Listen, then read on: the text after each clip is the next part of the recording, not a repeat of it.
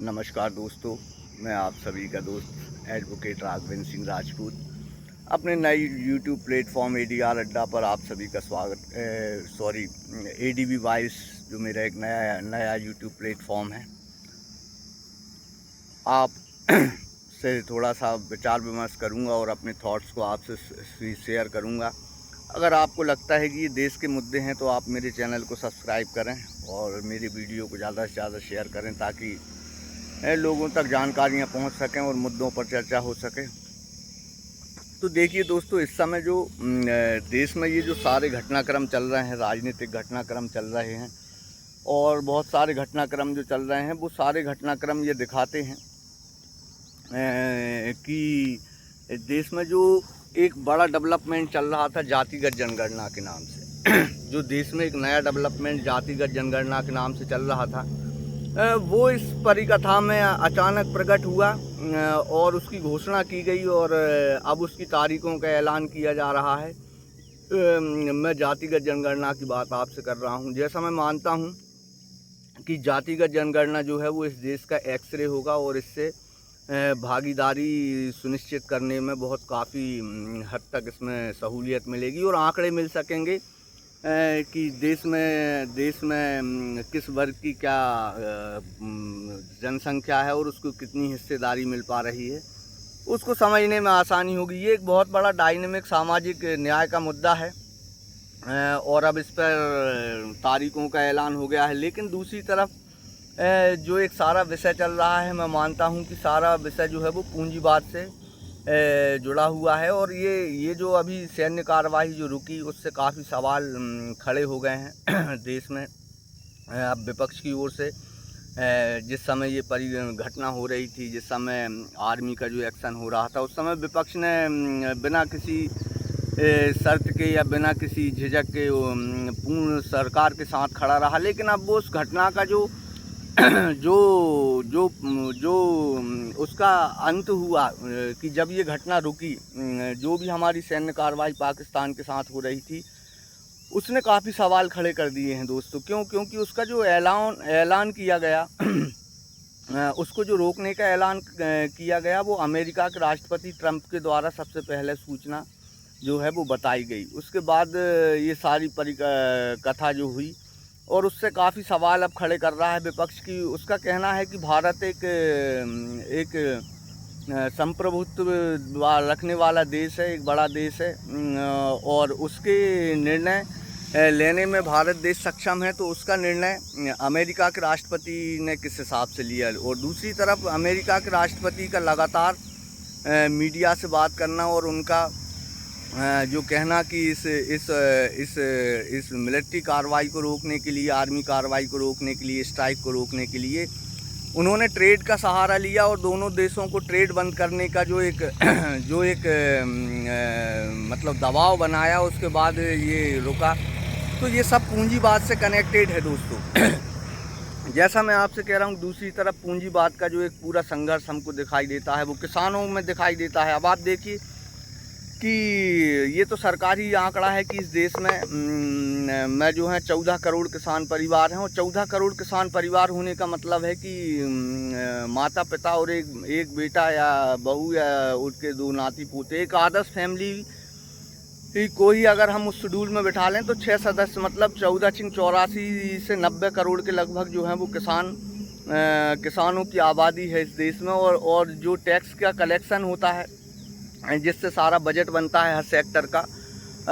वो टैक्स के कलेक्शन में जो पैसा इकट्ठा होता है वही सारे सेक्टरों को दिया जाता है। तो आप देखेंगे कि किसान की जो आबादी है वो लगभग देश की पॉपुलेशन के 50% से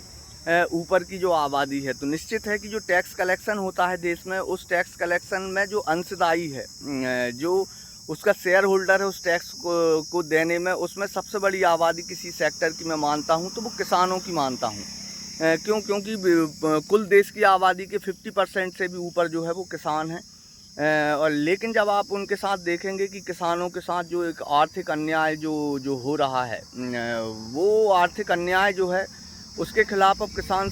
समझ गया है और किसान का संघर्ष जो अब हमें दिखाई देता है। जैसे आपने देखा होगा कि भूमि अधिग्रहण कानून जो मनमोहन सिंह की सरकार ने बदला, उस कानून को कमज़ोर करने के लिए देश में 3 नए काले कानून जो लाए जा रहे थे, जिनका किसानों ने पूर्ण रूप से विरोध किया और आंदोलन चलाया 13 महीने, जिसमें 750 किसानों की शहादत हुई और अंत में वो 3 काले कानून वापस किए गए। किसानों का कहना था उन 3 काले कानूनों में जो था वो किसानों के लिए बहुत घातक था। जैसे आप देखिए कि एनजीटी के कानून उसमें शामिल थे, जिसमें ये कहा गया था कि किसान 10 साल पुराना ट्रैक्टर नहीं रख सकता। अगर किसान 10 साल पुराना ट्रैक्टर नहीं रखेगा तो आप मुझे बताइए कि 7-8 साल तो वो उसकी किस्त ही चुकाता है। तो ट्रैक्टर जैसी मशीन जो इस्तेमाल होती है एग्रीकल्चर में, उसकी जो मार्केट वैल्यू है वो 10 लाख, 11 लाख, 12 लाख से ऊपर है और वो भी प्राइवेट फाइनेंस से किसान जो है वो ट्रैक्टर ख़रीदता है। लेकिन अगर उसको 10 साल में इस मशीन को रिप्लेस करना होगा तो इसमें सीधा फ़ायदा ट्रैक्टर बनाने वाली कंपनियों को जाएगा और किसान के लाभांश से वो हिस्सा और जाएगा और किसान कमज़ोर होगा। तो इस तरीके के प्रावधान के वो कानून थे जिसमें ये कहा गया था कि जिस कंपनी से किसान कॉन्ट्रैक्ट करेगा उसी से उसको लोन मिलेगा, और किसान को कर्ज के जाल में जो फंसाने के जो उसमें सीधा संदेह था, क्योंकि किसान की आय जो है दोस्तों उसमें कई प्राकृतिक आपदाएं भी हैं, वो बैंक से डिफ़ाल्टर भी हो जाते हैं, ये एक समस्या। तो इस तरीके के 3 काले कानूनों को लौटाने के लिए पूंजीवाद के खिलाफ जो पूरा संघर्ष हुआ, उस संघर्ष में 750 किसानों ने मतलब अपने प्राण गंवा दिए और अंत में जाके वो 3 काले कानून यह कहकर वापस लिए गए। पूंजीवाद को जो स्थापित करने की कोशिश थी एग्रीकल्चर में, कि तपस्या में कोई कमी रह गई थी। तो अंत में मैं ये कहना चाहता हूँ आपसे कि ये जो सारा जो घटनाक्रम है ये एक्चुअल में जाके पूंजीवाद पर ही टिकता है। आप देखिए कि सैन्य कार्रवाई का जो सीज़ फायर हुआ, जो उसको रोका गया, उसमें जो निकल के आ रहा है उसमें भी पूंजीवाद ही है। आपको याद होगा कि हमारे देश के सबसे बड़े उद्योगपति, एशिया के सबसे पैसे वाले जो हैं वो गौतम अडानी जी, उनके खिलाफ़ अमेरिका की कोर्ट में वारंट और समन जारी किया गया है। तो इस तरीके से, और अडानी जी जो हैं वो देश के बहुत सारे एसेटों पर उनकी कंपनी के शेयर्स हैं और बहुत सारी अर्थव्यवस्था उन पर निर्भर करती है। तो इसमें भी ये जो कारण निकल के आ रहे हैं उसका कारण भी पूंजीवाद ही है। तो ये पूंजीवाद, अब आप देखिए बेरोजगारी की समस्या पर जब आप अगर सोचेंगे तो आप देखिए कि सारे सेक्टरों को प्राइवेट किया जा रहा है, तो फिर क्रिएट कहाँ से होंगे जॉब। तो रोज़गार की एक कमी है और प्राइवेटीकरण जैसा आपने देखा कि जिस तरीके से किया जा रहा है, चाहे HAL हो, चाहे BHAL हो, चाहे भेल हो, चाहे रेल हो, चाहे तेल हो, चाहे एयरपोर्ट हो, चाहे बंदरगाह हो, तो सारी चीज़ों का प्राइवेटीकरण जिस तरीके से किया जा रहा है और जनता पर जो टैक्स की मार इस प्राइवेटीकरण की जा रही है, और अनएम्प्लॉयमेंट की जो एक बहुत ही ख़तरनाक टाइप की जो समस्या है बेरोज़गारी की, वो जो निकल के आ रही है। तो ये जो देश के असली मुद्दे हैं ये सब पूंजीवाद से ही कनेक्ट होते हैं और हमारे फ्रीडम स्ट्रगल से हम इस चीज़ को आसानी से समझ सकते हैं कि ईस्ट इंडिया कंपनी के ख़िलाफ़